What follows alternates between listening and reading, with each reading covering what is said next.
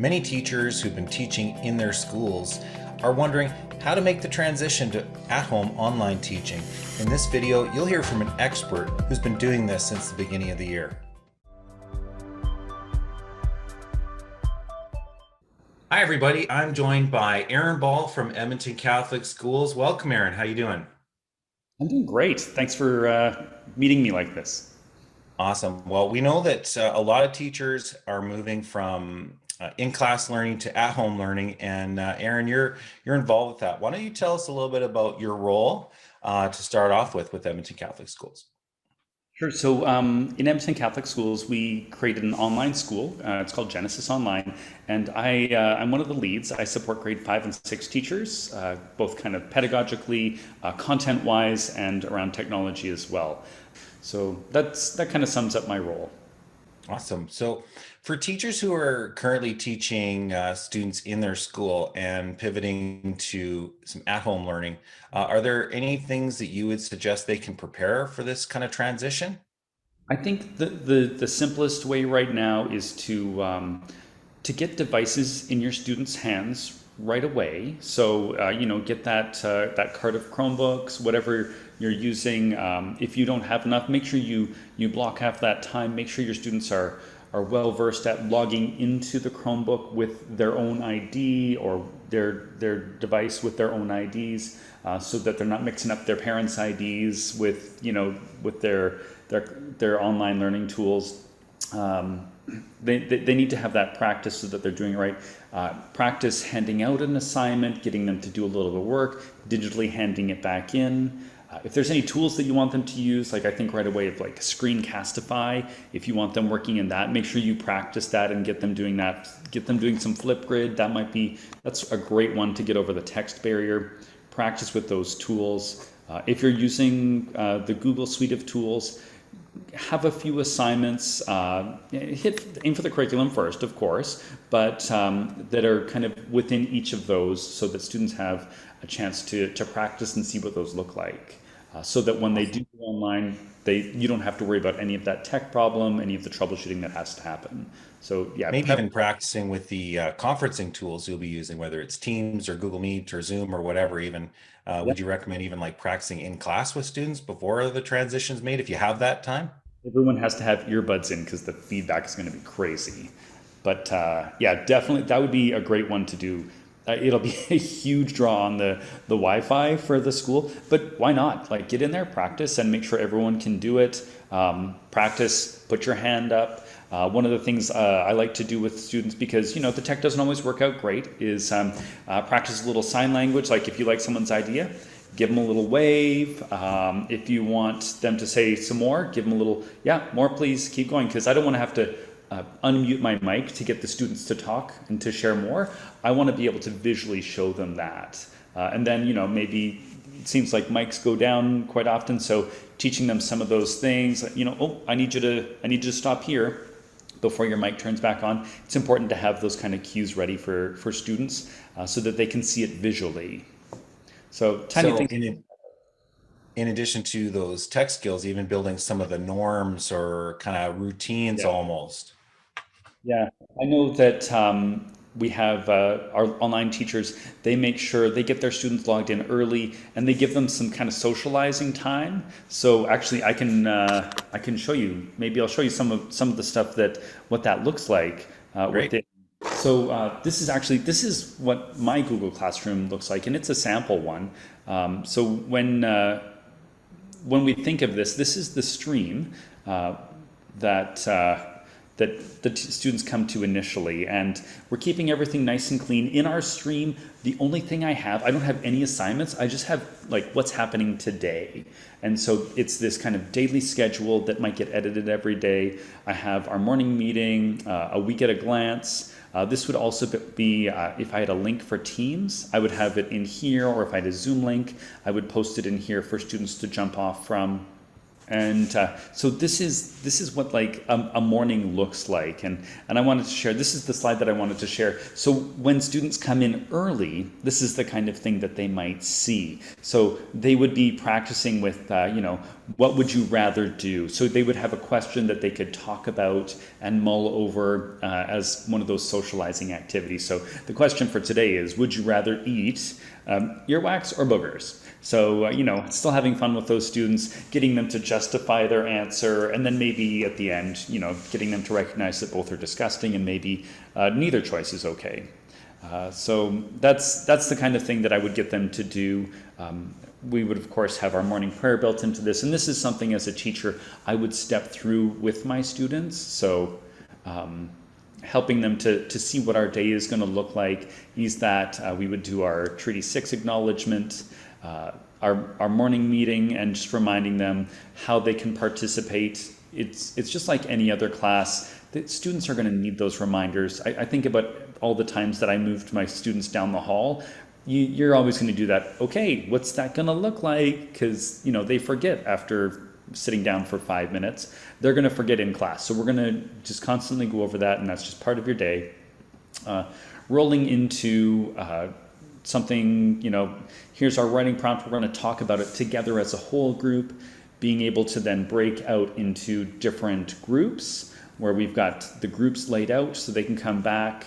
I usually give my students a YouTube, like a 10-minute timer that they hit start on that YouTube video. They go off and do their work, and then they come back and they switch sections. So within this, within a kind of a writing activity or a writing station like this, there's the teacher-led group. So that might be, my group 1. My group 2 is going to be off watching this Discovery Ed video. My offline station is going to sit down, and they're going to get rid of their screen, and they're going to be pencil and paper, because we don't need to be on the computer all the time. They're going to be pencil and paper, writing down their ideas. I don't care about spelling. I don't care about grammar. Get your ideas down. We'll polish it later, right? And then an extension activity for this might be going to voice recorder and just recording some of those sound effects that they might put into their story later on that relates. So that's kind of what like the morning starts off as. And the one thing that I've got to tell teachers is, like, it takes a lot of planning. Like you can't just walk into the classroom and say, get at your math textbook and turn to whatever page and answer these questions. There's some prep as you give them these online resources. You got to put those links in. You've got to spend time thinking of things, because we're not editing the slide deck as we go necessarily. So I yeah. like these sort of routines with writing and with language arts, and I love this template. I see in the top left corner there the slides mania.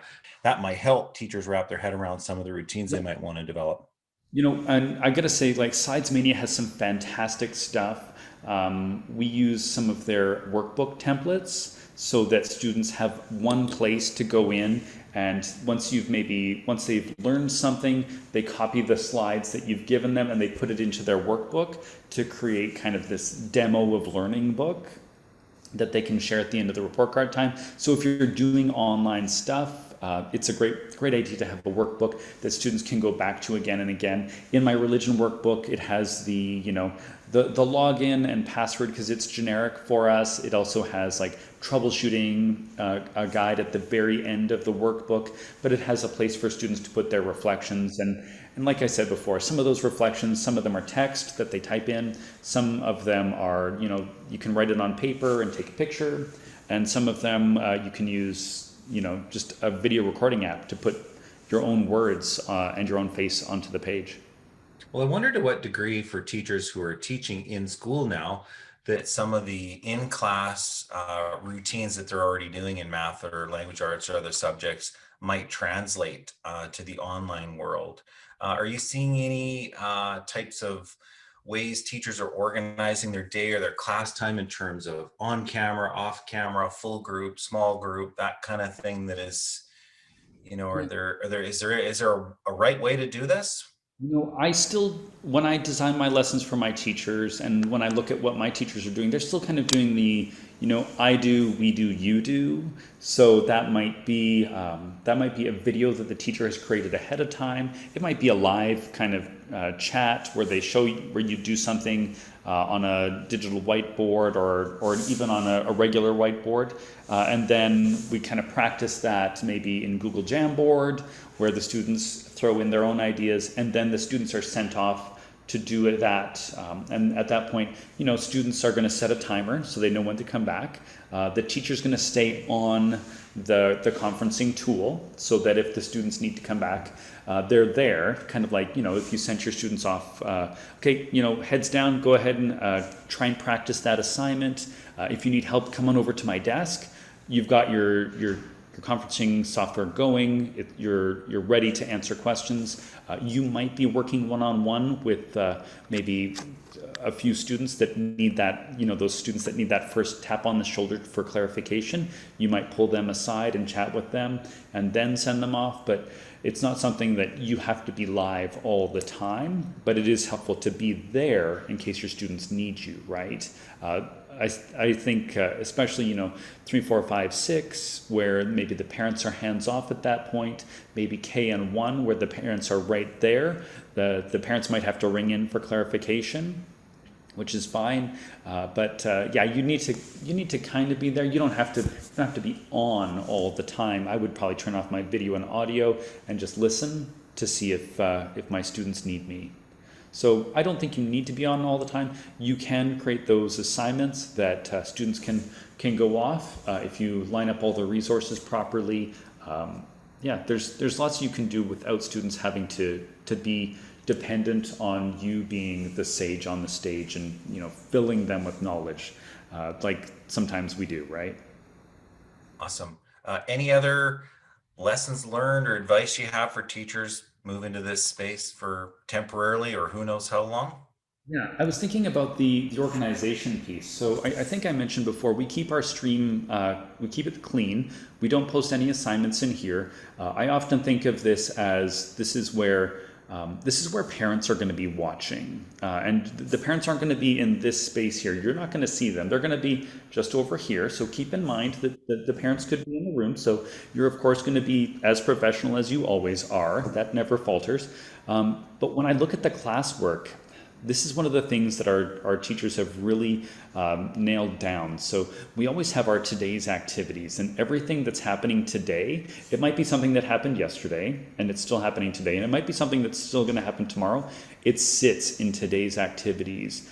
And think of your naming convention. So this is my sample classroom for my grade 5 teachers, and I have everything by week. So they know that I've got one lesson coming out. But later on, I also have class materials. So these are things that students are going to always probably come back to again and again. It's going to be, so within this is my workbooks that I have in case they need those, having some daily writing. And I believe all 4 of these are from Slidesmania. If you take a look around, we also have subplans just in case, right? Within Google Classroom, it's important to remember that if these topics, if all of these are set to, if they're hidden, if they're set as draft, this topic won't show up for the students. So it's important to have all those things ready. Then we also have all down through here, just kind of our different lessons, and they're separated into the subject areas. So making sure you've got today's activities so the parents can understand what the kids need to work on today if they have to come in and support, but then also having things broken up. We also have at the very bottom emergency time. So sometimes tech isn't going to work out. Sometimes you're going to get booted off. And if the kids aren't working on something and they're kind of going, well, what do we do now? You practice that. The kids know that there's that extra work area. Some teachers call this, I think, the fast finishers area. So it could be a combination of if you're done your assignment, or if the teacher disappears, or if your own connection, I don't know, whatever happens, there's something for them to be doing, some practice that they can do that still goes towards those goals of learning. Awesome. Do you ever have any of your students, are they working primarily digitally, or are there any times where they're working with pencil and paper, or in digitizing, whether it's through a camera or some other means, holding it up to their screen. Is there anything they're doing kind of offline or off camera that can be Yeah. used? Do you take advantage of the fact they're at home and look for home? Like, how, any thoughts around that? We have things like we sent out for our electricity unit. Here's some things like aluminum foil, some batteries, grab a light bulb off of your Christmas lights, those backup ones. Our flight unit, like, yeah, let's fold up some paper and record yourself modifying the design. Little things like that. We avoid worksheets because we don't want the kids to have to come to the schools to pick up the worksheet and take home, and we don't want students to have to, or parents to have to go buy a printer. So a lot of the things that we do, it's like, you know what, here are the questions online. You don't have to just get your lined paper, and yeah, if you need to take that picture and upload it, go for it. Great. Any advice around the social emotional learning, relationships with teachers, stress of students, fun factor, that type of emotional social aspect? Yeah, I've had a few teachers.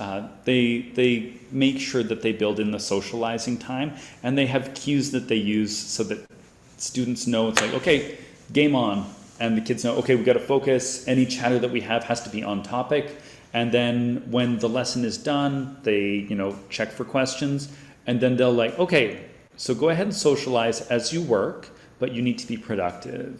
So they build that in, and that takes a lot of practice. So if in that January week that might not happen, but it takes a lot of practice to be able to kind of turn that off, and for students to see like, oh, it's work time. Oh, I can chat now. So yeah, we do want to build that in. A lot of our health lessons have dealt around with building a schedule so that you can be healthy. What does your schedule look like every day? So health has really leaned on that, making sure our kids are doing okay. But that socializing it's probably the most difficult part, because I mean, they're supposed to be learning. It's business time. Let's get down to the curriculum, but they need that too. So yeah, make sure that as a teacher you're finding unique ways to build that in. One of the things that I like to do is to have a check-in. I know a lot of kids like to turn off their camera.